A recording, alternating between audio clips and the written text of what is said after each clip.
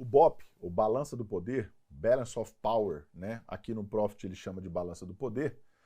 Ele é um indicador que, apesar dele não calcular fluxo diretamente e tudo mais, mas ele dá para a gente uma noção de movimento direcional, né? De fluxo, porque fluxo é movimento direcional.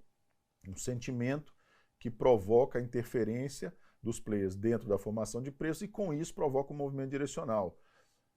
O BOP mede isso, ele dá uma noção para a gente disso, tá? Se vocês forem olhar no cálculo do BOP propriamente dito, talvez vocês achem que, mas ele não mede nada disso, ele mede só máximas e mínimas e tudo lá.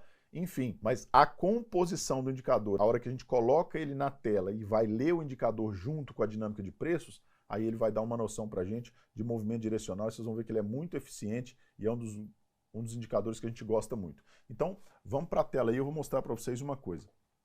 Vocês estão vendo que a gente está num dia aqui, o dia inclusive está aberto, está funcionando aí, está ticando, né, que a gente chama, ó. O horário está aqui, a gente está nesse dia aqui, o mercado está acontecendo, nós estamos no índice futuro, e o BOP está aí validando a nossa posição. Então, como a gente operacionaliza esse indicador, pessoal? O BOP vai mostrar para a gente duas coisas interessantes, tá? A dinâmica da continuidade do preço, a força daquele movimento, do sentido de direção, ou seja, a intenção direcional da formação de preços. Como assim, Felipe? Aqui, ó. Eu tenho movimentos direcionais na formação de preço, certo? Vocês estão vendo o movimento ali direcional no preço. E o BOP também tem essa condição direcional. A partir desse momento aqui, o BOP já mostra um direcional nos preços, validando a posição, ou seja, ele dá uma dinâmica direcional de preços, um fluxo, ele mostra para a gente a intenção direcional no preço. E aí, à medida que ele vai aumentando, inclusive, ele vai reforçando essa ideia. A segunda questão que o BOP mostra para a gente também, além dessa força, dessa intenção direcional, é a divergência no preço. E a gente pode notar aqui, por exemplo, a partir desse momento, onde o preço ainda estava direcional e estava com o BOP crescente, inclusive, na renovação da mínima e na formação dessa continuidade de movimento, o BOP começou a diminuir, ou seja, ele começou a indicar uma perda potencial de força no movimento. E tanto é válido que o movimento realmente teve um recuo. Então o BOP mostra para a gente uma possível inversão de fluxo ou o famoso pullback. Beleza, pessoal? Então aqui ó, vocês estão vendo um pullback clássico, mas que inclusive dentro do indicador ele mostra uma descontinuidade do BOP. E uma descontinuidade do BOP com a retomada do movimento direcional, a descontinuidade do BOP indica lá nos preços uma continuidade de tendência, tá?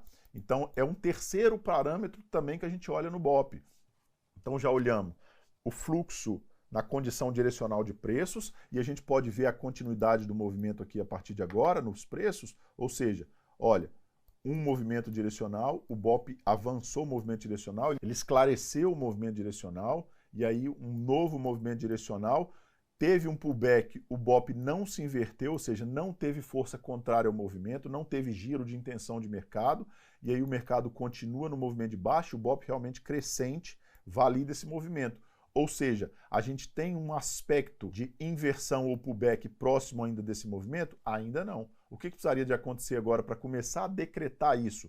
O BOP precisaria começar a diminuir nesses parâmetros aqui, ó, para frente, com potencial renovação de mínima aqui a partir desse movimento, mesmo que seja um movimento mais curto, para explicar para a gente o seguinte, ó, pode ser que haja, a partir de agora, uma inversão de fluxo ou um pullback mais considerável, mais forte, para me dar condição de entrar no movimento, sair do movimento ou encerrar minha posição. Então o BOP dá essas três leituras para a gente, uma leitura de continuidade de tendência, ou seja, uma leitura que mostra para a gente a intenção direcional dos preços, quando o BOP começa a aumentar e dá uma condição direcional, a gente vê ele crescente, começando a crescer e indicando a direção de preços, a intenção direcional de preços. A gente nota a divergência, como a gente viu aqui, entre o movimento e a direção do indicador. Então isso é uma indicação de perda de força naquele movimento direcional ou a intencionalidade de um movimento contrário,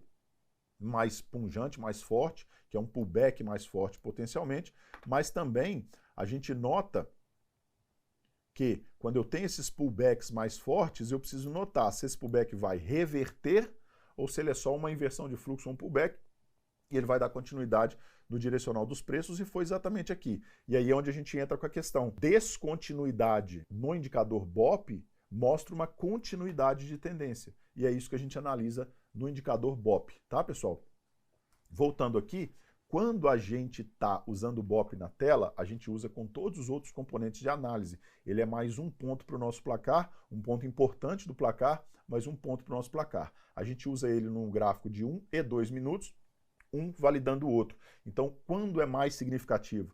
Quando a mesma validação, quando a mesma direção está acontecendo no 1 e no 2 minutos, tá? É óbvio que a gente pode analisar só um tempo gráfico, porque tem muita gente que vai usar só 1 minuto, tem muita gente que vai usar 1 e 2, tem muita gente que vai usar só o 2. Mas eu gosto muito quando esses parâmetros de fractal são sobrepostos e validados uns com os outros, como vocês já viram a gente falar da teoria do triple screen. Então é isso que a gente faz com o BOP, ou balança do poder, como está no Profit.